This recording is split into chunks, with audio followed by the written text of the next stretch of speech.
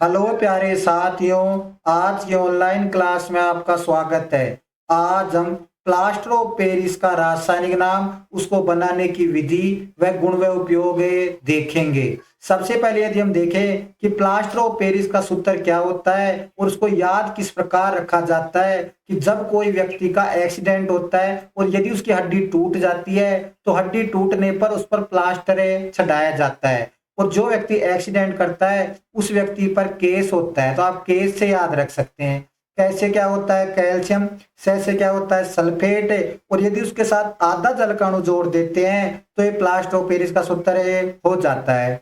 अब यदि हम प्लास्टर ऑफ पेरिस का रासायनिक नाम देखें तो देखो, सबसे पहले सी को क्या बोलते हैं कैल्शियम, एसओ4 को क्या बोलते हैं सल्फेट, आधे को बोलते हैं अर्धे और जल को बोलते हैं हाइड्रेट। अर्थात कैल्शियम सल्फेट के अर्ध हाइड्रेट को ही प्लास्टर ऑफ पेरिस कहते हैं। अब यदि हम इसको बनाने की विधि देखें कि सबसे पहले हम देखें कि जो प्लास्टर ऑफ पेरिस है इसको बनाने के लिए जिप्सम का प्रयोग किया जाता है, अर्थात जिप्सम का प्रयोग किया जाता है। यदि हम जिप्सम का सूत्र देखें तो जिप्सम का सूत्र होता है, यदि हम प्लास्टर ऑफ पेरिस का जो आधा जल का अणु है उसकी जगह यदि हम दो जल के अणु जोड़ देते हैं तो ये जिप्सम का सूत्र हो जाता है। अब देखो, अब हम देखते हैं कि किस प्रकार जिप्सम से प्लास्टर ऑफ पेरिस बनता है। तो देखो, सबसे पहले यदि हम जिप्सम को यदि 373 केल्विन ताप पर गर्म कर देते हैं तो 373 केल्विन ताप पर गर्म करने पर ये जिप्सम होता है, ये जल के अणु को त्याग देता है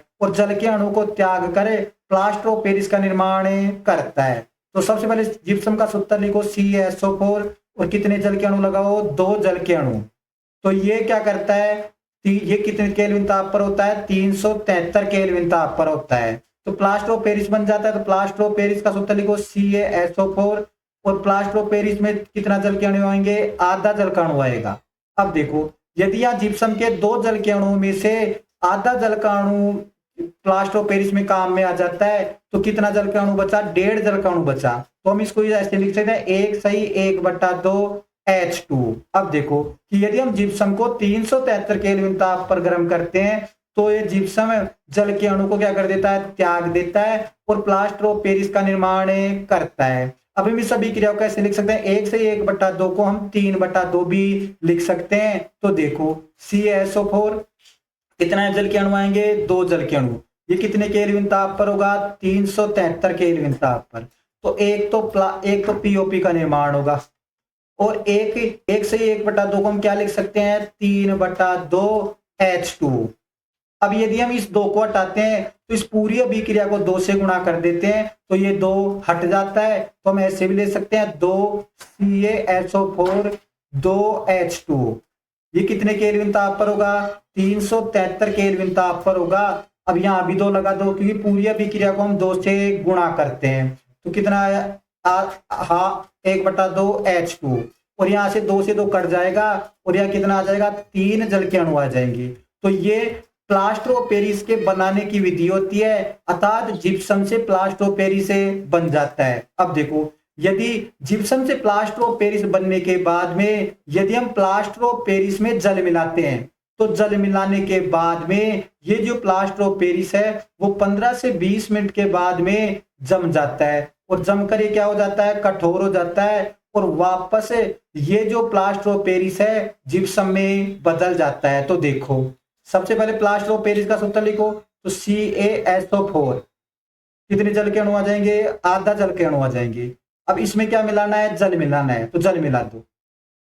अब जल मिलाने के बाद में ये किस में निर्माण, ये किस में बदल जाता है, जिप्सम में बदल जाता है। तो जिप्सम का सूत्र लिखो CaSO4 और कितने जल के अणु आ जाएंगे, दो जल के अणु आ जाएंगे। अब इसको संतुलित करो, यहाँ प्लास्टर ऑफ पेरिस में तो आधा जल का अणु है और यहाँ दो जल का अणु है। तो इसको संतुलित करने के लिए यदि हम यहाँ 1/2 लगा देते हैं तो ये पूरी अभिक्रिया क्या हो जाती है, संतुलित हो जाती है। तो इस प्रकार यदि हम प्लास्टर ऑफ पेरिस में जल मिलाते हैं तो जल मिलाने पर जिप्सम का निर्माण होता है। अब देखो, अब यदि हम आगे देखें तो देखो कि जो प्लास्टर ऑफ पेरिस है उसे फ्रांस की राजधानी पेरिस में सबसे पहले जिप्सम को गर्म करके इसे सबसे पहले बनाया गया था। अतः इसका नाम प्लास्टर ऑफ पेरिस है, इसी कारण इसका नाम प्लास्टर ऑफ पेरिस रखा गया। और इसे पीओपी भी कहते हैं, अर्थात प्लास्टर ऑफ पेरिस भी कहते हैं। अब देखो ये किस प्रकार बनता है। यदि हम जिप्सम को 373 केल्विन ताप पर गर्म कर दे तो ये जिप्सम होता है, ये जल के अणु को क्या कर देता है, त्याग देता है, और त्यागने के बाद ही पीओपी अर्थात प्लास्टर ऑफ पेरिस का निर्माण होता है। अब हम इसकी रासायनिक अभिक्रिया देखें तो देखो कि अब जिप्सम को 373 केल्विन ताप पर गर्म करने पर ये जिप्सम होता है, ये जल के अणुओं को त्याग देता है और जल के अणु को त्याग कर प्लास्टर ऑफ पेरिस का निर्माण करता है। अब देखो, अब जिप्सम से प्लास्टर ऑफ पेरिस के बनने के बाद में यदि हम प्लास्टर ऑफ पेरिस में क्या मिलाएं, जल मिलाएं, तो जल मिलाने के बाद में ये प्लास्टर ऑफ पेरिस जमकर क्या हो जाता है, कठोर हो जाता है और वापस प्लास्टर ऑफ पेरिस जिप्सम में बदल जाता है। तो देखो कि सबसे पहले प्लास्टर ऑफ पेरिस में क्या मिला दिए, जल मिला दिए, तो जल मिलाने के बाद में ये जमकर कठोर हो गया और किसका निर्माण कर लिया, जिप्सम का निर्माण कर लिया।